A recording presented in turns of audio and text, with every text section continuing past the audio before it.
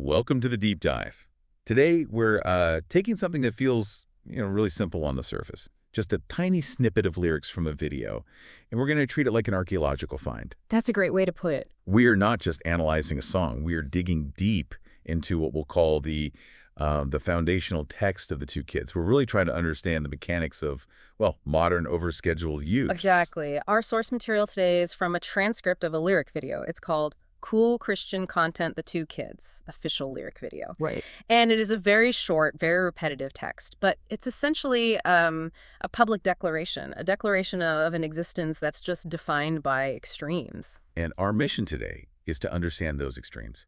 We really need to unpack the identity of these self-proclaimed two kids, their actions, and I think most importantly, the bizarre, almost contradictory geography they seem to live in. I mean, why is their story so obsessed with velocity, this breakneck constant rush? And then why do they anchor that speed against the most specific, almost painfully ordinary locations? Well, you've hit on it right there.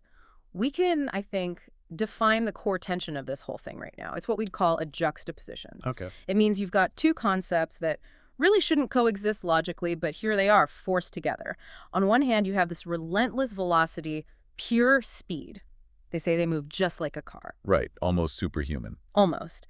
But this incredible motion is completely localized. It's contained entirely within the most mundane commercial and domestic settings you can think of. Costco, their beds, their school. So the big question for us is, what does this rapid, yet, as you say, aggressively localized existence, what does it tell us about things like compulsion or the pressure of daily schedules or maybe even just the sheer exhaustion of modern life? I think it tells us about all of those things. Okay, so let's unpack this. We have to start at the beginning with their origin story, their identity declaration. Because before we even get to the speed, they set a really specific tone. We do. The opening lines are, well, they're an outright challenge to you, the listener. Right. It goes, do you know who we are? The two kids? Isn't that bizarre? Yep, that's who we are. Okay. They introduce themselves not just as characters, but as figures of, like, inherent strangeness. And that immediate upfront use of the word bizarre, that is the first huge analytical clue for us. Why do you say that? Well, they aren't waiting for us to draw our own conclusions about their state. They are labeling themselves. This shows just a massive degree of self-awareness. So they know something is off. They know. They recognize that the way they live, which they're about to describe in detail, is so far outside the norm that they have to sort of preemptively categorize it as bizarre. It's almost like a chosen identity, isn't it? Or like a brand. It's not just, oh, we're two random kids. No. It's, we are the two kids, and yes, we are fully aware that our life is fundamentally strange. They're setting the expectation that their whole existence operates under a different set of rules. Rules that are centered around speed. It's exactly. Rules that the average listener, the you in the song, just wouldn't understand. That's it. It suggests that the bizarre nature isn't just, their physical presence, but it's their reputation or maybe the condition of their ceaseless motion. They are establishing a brand of strangeness right out of the gate. And then, once that foundation's laid, boom, they pivot instantly to define what makes them so strange. Which is their foundational characteristic, speed. The narrative just transitions seamlessly from this identity statement to velocity. It says, we're so fast, just like a car. And that right there, that's the foundational thesis for this whole thing. Everything they do, everything they are, it all stems from this relentless defining motion. And this is where we really need to spend some time, I think, analyzing the metaphor they chose. The car. The car. They didn't choose a natural organism, like a cheetah or a falcon or even a track star. They chose the car. And that analogy, which we have to treat as the core symbol of this text, is just loaded with layers of meaning. I think my initial reading, and maybe yours too in the synthesis, it leaned really heavily toward the car, implying something mechanical, relentless. Impersonal. Impersonal, exactly. Engineered speed that feels, I don't know, compulsory rather than joyful. Yeah. But I kind of want to push back on that a little bit. Okay. Because that interpretation only really sees the negative side of the machine. That's a necessary challenge. I agree. We have to explore the counter-reading. So while the car often does suggest, being driven by external forces, a fixed route, the need for fuel, a lack of autonomy. Right. It is also the ultimate symbol of personal freedom, of autonomy and boundless reach, especially in a youth narrative. Right. If you're a kid, being just like a car means freedom. Freedom from the constraints of your body, freedom from the constraints of distance. It means instant access to things. That's a great point. Maybe they chose the car because it symbolizes the power to go anywhere, to escape limits, and to accelerate instantly. It's about mastery over inertia. So we have this powerful dual interpretation then. We have speed as a burden, the kind of mechanized necessity of the modern world, versus speed as freedom, which is the youthful mastery of distance and time. And the truth is probably somewhere in the middle. The truth, I think, lies in the collision between those two ideas. They possess the ability to move freely like a car, but they are applying that amazing ability to these highly constrained, mandatory environments. Like school and homework. Exactly, like school and homework. So their capability, the speed of the car is limitless, but its application, Costco, school, is entirely limited. That collision right there, that's the real tension of this piece. It is. They're fast because they can be, but they must be fast because their life demands it of them. And the final piece of this identity section confirms that speed isn't just an action for them, it's an intrinsic state. They declare, we're too fast. That's not a boast. It's not just a boast about performance, it's a statement of intrinsic being that carries this slightly exhausted or burdened tone. They are the speed. They embody the velocity itself. And if they are defined entirely by velocity, you have to ask what that condition excludes. Good question. If their identity is built on transit, they must be rejecting stillness or deep reflection, or maybe even just sustained, non-rushed connection with other people. They exist perpetually in transit, and that transient state becomes their only constant. And this, naturally, it sets the stage for the definitive challenge they issue to the external world, which is really the operational purpose of all their speed. Which is, you can't catch us. Exactly. You can't catch us. That phrase is repeated multiple times, establishing this clear, almost defiant boundary between the two kids and everyone else. The you, the listener, the slow-moving world around them. They establish themselves as the uncatchable subject. Their quickness gives them a kind of autonomy, a differential velocity that allows them to maintain distance from, obligation or capture. Yes. The rush isn't just about movement. It transforms into a power dynamic. They're always ahead. And you, the catcher, you are always by definition behind. But what's so fascinating here is the contradiction in how they communicate this. What do you mean? They issue a command, come find us at location. They literally give you the coordinates, the map, and in the same breath, they declare the impossibility of the journey. You can't catch us. It's a rhetorical trap. It is. It's a boastful admission of escape. They're basically saying, here's exactly where we're supposed to be right now, but we are moving so fast that by the time you process this information and even try to get there, we'll already be gone. It suggests their speed isn't just physical. It's temporal. It allows them to occupy space and time in a way that just completely defeats pursuit. Their temporal compression allows them to inhabit a location just long enough to be identified, but not long enough to be apprehended. It's almost like a quantum existence. Yeah, that's a good way to put it. You know the space where they should be, but their velocity guarantees they are perpetually one step ahead of the observer. So, okay, we've established who they are and how they move. Now, I think the real mystery is where this incredible, uncatchable speed is actually being applied. Let's map out their weird rushed world. Let's move into the geography of the rush. Yes, and the structure of this section, this repeated refrain, come find us at location, it's key. It's a list of coordinates for a life that is lived under immense pressure. These locations are the stage where their high-velocity identity performs. And leading the list, the star player, the one they return to over and over again, Costco. Yeah. We absolutely have to dwell on this Costco phenomenon. Why a bulk warehouse? I mean, they don't just go there. They explicitly say, we zoom across Costco. This, for me, is the definitive moment of juxtaposition in the entire text. You have maximum velocity, the word zoom, applied to an environment of maximum slow, calculated consumerism. Right. Costco represents scale and obligation and deliberation. It's a vast, maze-like interior space that is designed for slow, calculated trips, usually navigating these enormous, sluggish carts. I mean, just imagine trying to pull a tight U-turn with a flatbed cart that has 24 rolls of paper towels on it. The sheer physics of the location actively fights against the very idea of zooming. It does. So what does it mean that they are treating this hyper-commercial structure like it's a racetrack? Well, there are a few possibilities, I think, and they each reveal different aspects of the pressure these kids are under. Okay, let's hear them. First, there's the interpretation of compulsion. Costco represents a mandatory errand, a chore that's probably associated with their adult caregivers. They hate the chore, so the rebellion isn't to refuse to go. It's to subvert the pace of the visit. Precisely. They minimize the time they have to spend in the domain of adult consumption by maximizing their speed. That turns Costco into a symbol of the modern rush. Even shopping is no longer leisure. It's a required timed task that you have to optimize for efficiency. And it highlights a total inability to slow down. They treat every single moment in that space as transit, never as a destination. But wait, let's go back to that idea of mastery we talked about. Mhm. If they are zooming across it, maybe it's not just exhaustion. Maybe it's expertise. Interesting. Go on. Maybe they know the layout so well Mhm. that they can treat it like their own private speedway, and they're subverting the adult environment that way. They've memorized the shortcuts, they know exactly where the bulk ketchup is, and they run the aisles like it's a video game. That's a brilliant reading. Speed as intimate knowledge.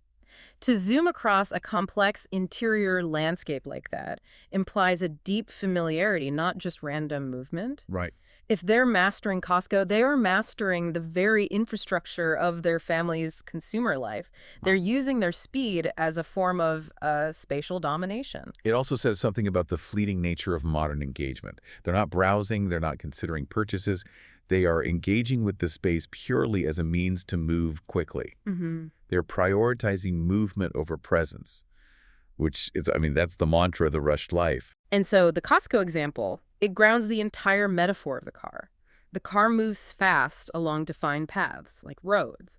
They move fast along the defined paths of the warehouse aisles. They're the human embodiment of the shopping trip that has to be completed in under 10 minutes to stick to an overscheduled Sunday afternoon. Exactly.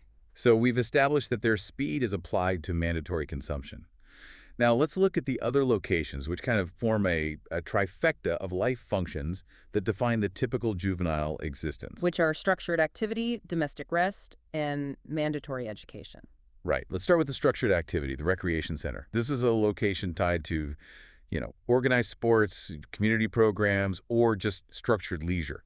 If speed is their identity, how does their too big of a rush fit into something that's meant to be recreational? Well, that's the conflict, isn't it? Recreation is supposed to be the antithesis of the rush. It's supposed to be the break. But for the modern child, recreation is often highly scheduled, it's highly competitive, and it's often driven by parental expectation or the pressure to, optimize your extracurricular resume for college. We could call it the tyranny of the structured schedule. And if the two kids are in a rush at the rec center, it means they are just burning through their leisure time. They're rushing to get there, rushing through the activity itself, and then rushing to get out. It's leisure without any relaxation. It's mandatory fun. It is. They're perpetually cycling through mandatory fun. And this suggests that even the spaces designed for them to slow down and, exert energy joyfully are infected by this compulsion for velocity. They are present at the rec center, but they're already mentally accelerating toward the next item on their schedule. Now let's move to what is perhaps the most revealing location of all, the beds. The inclusion of the bed in this fast-paced list is, I think, highly significant. Why? Because the bed represents privacy, sanctuary, intimacy, and profound deceleration. The bed should be the last place an uncatchable speedster is inviting someone to find them. Of course. If their whole life is defined by movement, the bed should be the moment of profound stillness. It should be guarded and private. The fact that they include it suggests that even their private rest is public or temporary or, crucially, just instantly transitional. It desanctifies the private space. Their rush is so pervasive, so all-consuming, that it leaks into the sanctuary of the home. They can be found there, yes, but we know from the larger context of their speed that they are only there long enough to seize a moment of mandated rest before the next burst of velocity. The bed is just another station on the racetrack. That's all it is. And think about the implication for sleep itself. If they're always rushing, sleep can't be restorative. It must be instantaneous and efficient, like a pit stop. Are they in their beds but already mentally rehearsing the next day's schedule, which prevents them from getting true rest? And that ties perfectly into the final location, the school, the mandatory academic setting, where the rush meets its most structured counterpart. And the text is brutally explicit about what they do here. Yeah, it says, find us sleeping in school. Find us sleeping in school. That single line acts as the ultimate consequence of their chosen identity. They rush so fast through Costco and the car and the recreation center and through their domestic life that the direct consequence is debilitating fatigue. It's a powerful social commentary, really. Eh, The speed that defines their identity leads directly to their failure within the established system of education. The speed is self-defeating. it is. They maintain such frenetic motion that they must collapse. They must sleep, even within the one environment that demands maximum alertness and focus from them. They're so rushed that they can't even afford the time to rest properly at home in their own beds, so they have to steal moments of sleep in a mandated location. Yeah. The perpetual motion creates the need for this inappropriate, mandatory rest. They are trapped in a constant cycle of exhaustion and obligation, where velocity is the fuel, but it's also the direct cause of their burnout. So if we look at the whole map of the Rush, Costco, rec center, beds, school, it's not random at all. It's a map of mandatory juvenile existence defined by consumption, organized leisure, brief domesticity, and mandatory education. And in every single one of those spaces, their defining trait, their velocity, is either completely self-sabotaging or just inappropriate to the function of the location. This relentless, repetitive geography just reinforces the idea that they're absolutely trapped in a loop. They're sprinting through the ordinary, but because they're sprinting, they're failing to be truly present anywhere. Yes. And yet they're asking us, the listener, to follow this frantic map, which suggests a strange kind of pride in their inescapable, hyper-efficient condition. The tension here is that they are inviting you to witness their condition. They want the world to know how fast they're moving, even if that speed leads to failure, like sleeping in school. It's an advertisement for a life lived under impossible pressure. And if we just for a second consider the source title, Cool Christian Content, that adds another layer of possible interpretation, even if it's outside the immediate lyrics. It does. I mean, does the content provider intend the speed to be a metaphor for, say, spiritual urgency? Or maybe the rush of modern life drowning out reflection? These kids are moving too fast to pay attention, maybe even to their faith. That's speculative, but it's relevant. The title gives a context of, moral or ethical instruction. If they are cool Christian content, then maybe the two kids represent souls who are rushing through life, missing the moments of stillness required for connection. Forced instead into a secular rush of Costco and homework. Exactly. The bizarreness of their identity might be rooted in their disconnection from a more reflective life. Okay, so now we move from the geography to the actual physics of their movement, the narrative drive of instantaneous action. This section defined how the speed operates, not just where it happens.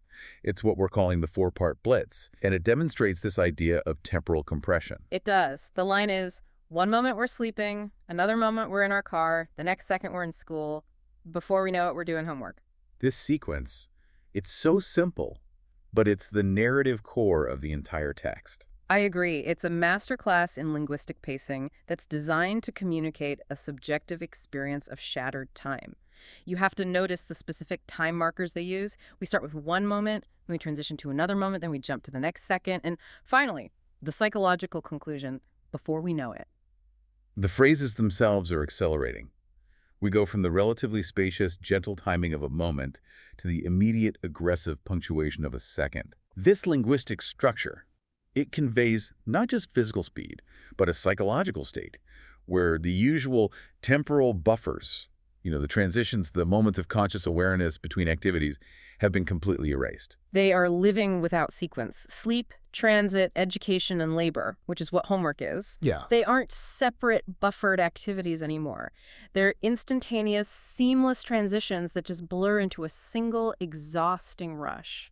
And you, the listener, hearing those phrases back to back, you feel the breathlessness of the protagonists. You do? I want to dwell on that last phrase, before we know it. That, for me, is the key to their state of mind. It implies a total lack of conscious agency over their own chronology. They didn't choose the homework. They didn't decide to arrive at school. Events were simply happening to them instantaneously without their full comprehension or consent. They're passive participants in an accelerated timeline.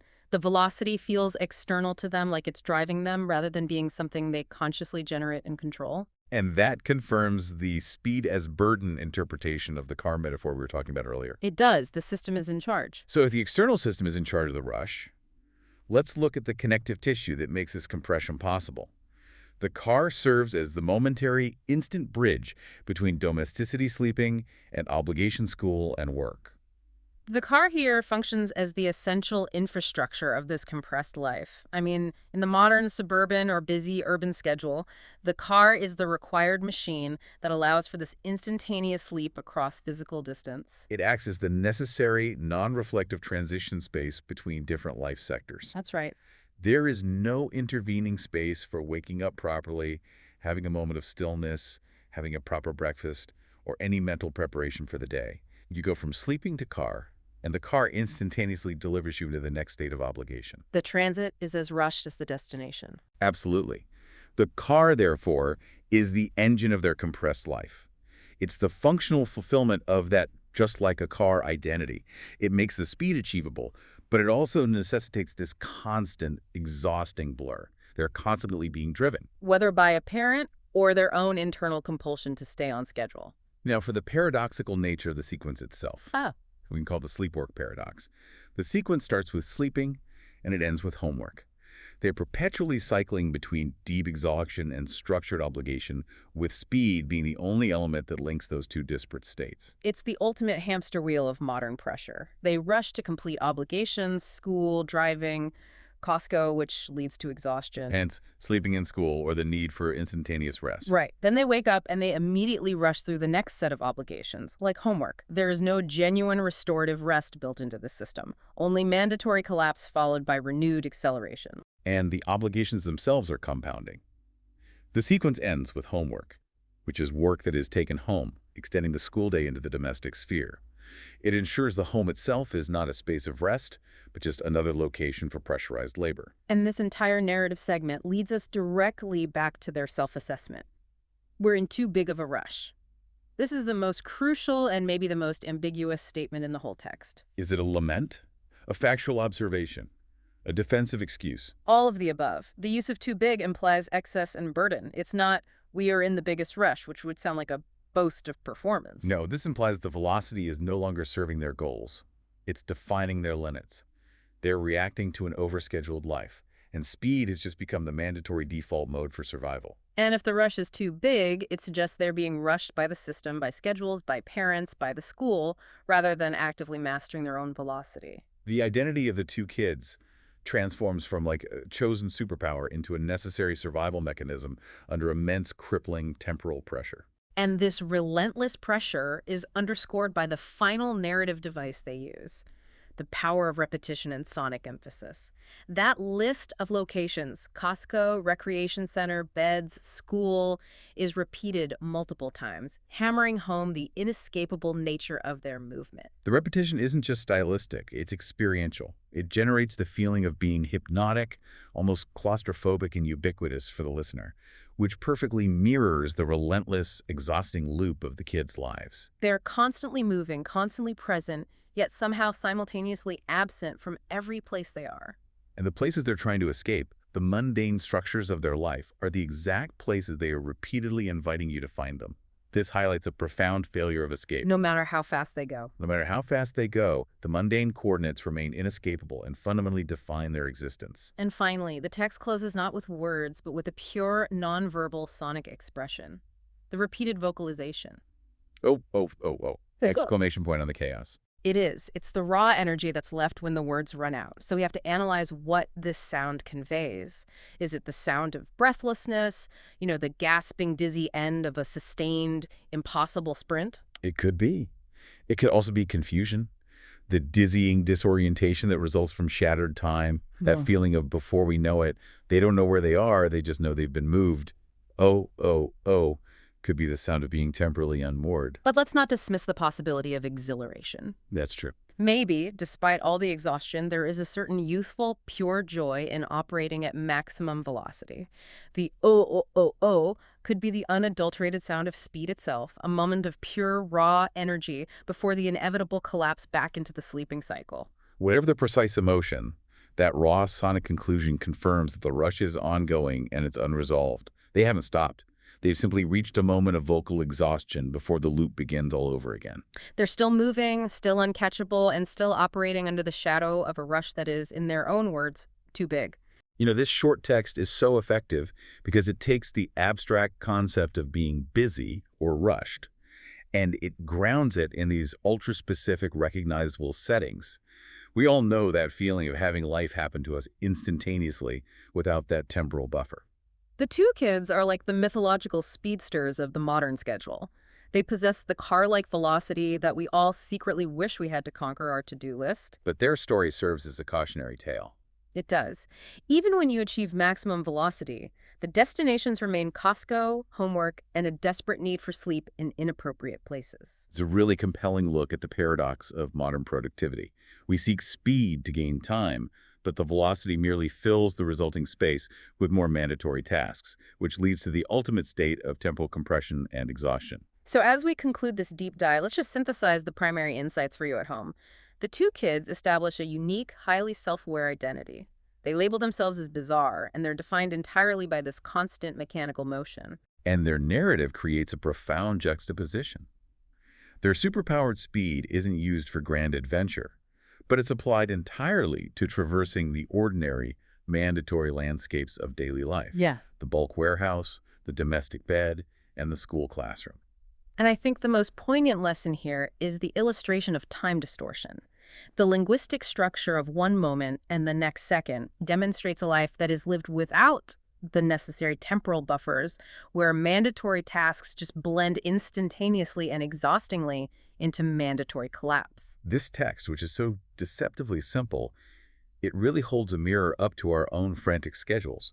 We are all, in a sense, trying to zoom across our own Costcos and our own mandatory environments, Right. maintaining a differential velocity just high enough to keep us ahead of the mounting obligations. Even if that means we're running ourselves into exhaustion. Exactly. But we have to return to the central defining contradiction. They claim to be uncatchable, yet they continuously issue these public invitations to locate them. They are running, yes, but they want to be seen running. And this raises a final crucial question for you to mull over after this deep dive is complete.